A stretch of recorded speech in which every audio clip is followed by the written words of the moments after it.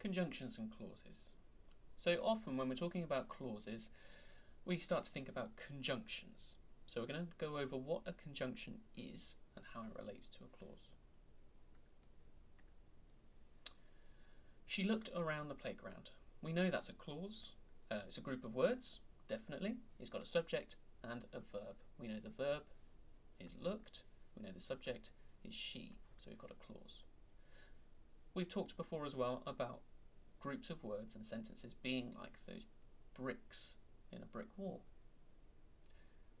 She looked around the playground is an example of a group of words forming a clause, making a bit of that wall. Perhaps that's this wall here.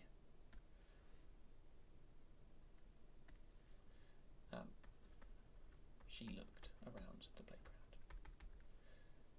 Now, we might want to join that part of the brick wall with another idea. We might want to join two ideas together. She looked around the playground. She saw her friends.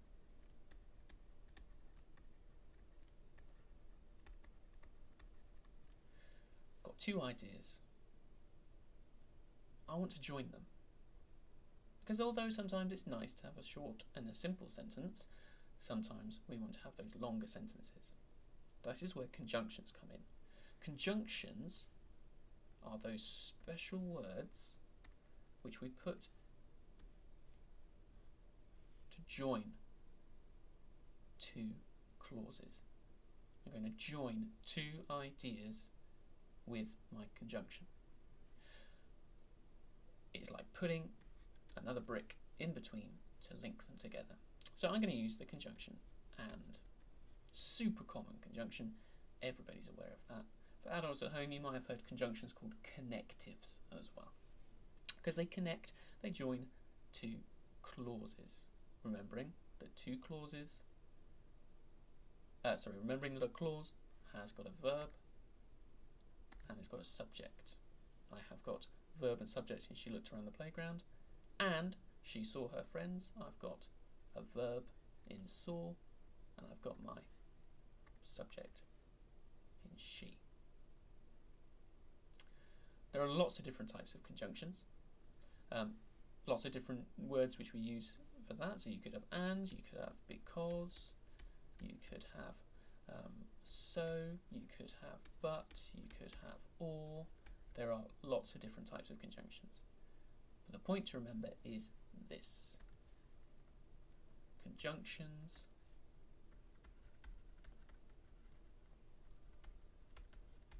join, they link, they connect. Clauses. And I've used a bit of alliteration there. Conjunctions connect clauses.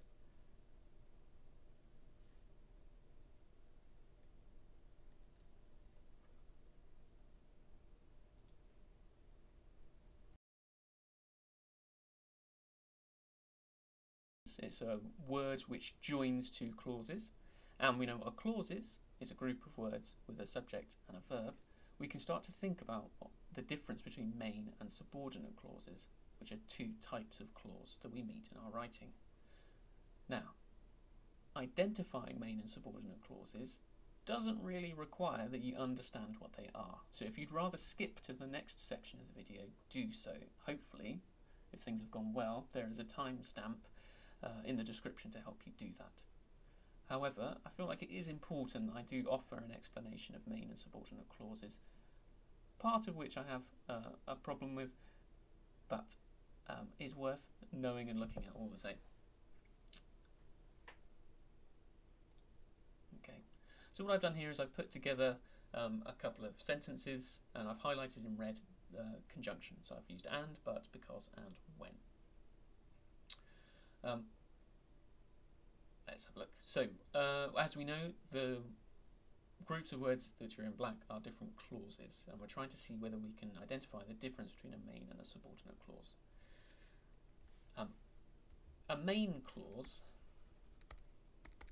is one which is described as being able to stand on its own. If you cut out the conjunction and the other clause, the sentence or the group of words would still make sense. It wouldn't need anything else. So you might think of it as being independent, it stands on its own. So let's have a look. She looked around the playground, so that's the clause for the first part of that sentence. If I got rid of the rest of it, it still makes sense. She looked around the playground. I could put a full stop there and it would make perfect sense. So that is a main clause.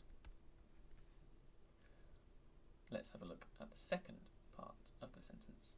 She saw her friends. So that's the second clause. Does it make sense on its own? She saw her friends. Yes, it does.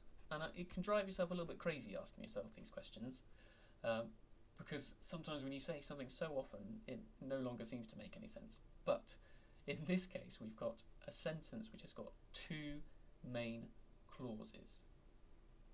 If I cut out the conjunction, if I separate them out, they will still make sense. They might not be very interesting sentences or interesting clauses, but they make sense alone. They are main clauses. Let's have a look at the second sentence. She looked around the playground. There's my clause. We know that's already a main clause, so that's fine. Second clause, couldn't see her friends. Now what's happened here, immediately you're starting to think, well, that can't be a main clause because she couldn't see her friends. Doesn't make sense on its own. But our language is a little bit tricky. So here, there's a hidden pronoun. She couldn't see her friends. She couldn't see her friends. Makes sense. It's a main clause. So I've given two examples there where you've got two sentences where the conjunction is linking two main clauses. A subordinate clause is one which is dependent. It cannot stand on its own. Doesn't make sense to. When you cut away the other part, it still begs for some information. You're always left with a question. And I've got some examples here now. So we know already she looked around the playground. That's our main clause. Happy with that one. Now, all of the guidance will tell you that because she wanted to see her friends is a subordinate clause. What I don't find helpful about this is that when they give you the guidance, they include the conjunction in the part that you need to read. So they're kind of saying to you, look, you can see that this is a subordinate clause because when you look at this, the phrase, because she wanted to see her friends, doesn't make sense on its own. Because she wanted to see her friends. Well, why did she want to see her friends? There's kind of a question. It begs for more. You couldn't have that on its own. You couldn't just have because she wanted to see her friends. It would look strange.